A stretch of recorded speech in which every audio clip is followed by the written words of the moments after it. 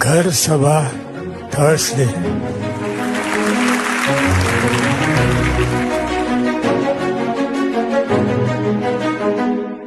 At least રોજ નહીં પણ બે અઠવાડિયે 2 વખત સભા કરવી જ પડે તો બધું મેર પડી જશે.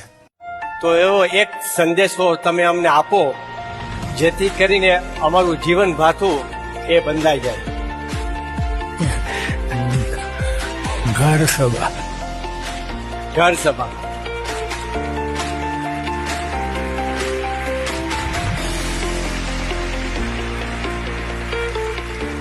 બધા પ્રોબ્લેમ સોલ્વ થઈ છે.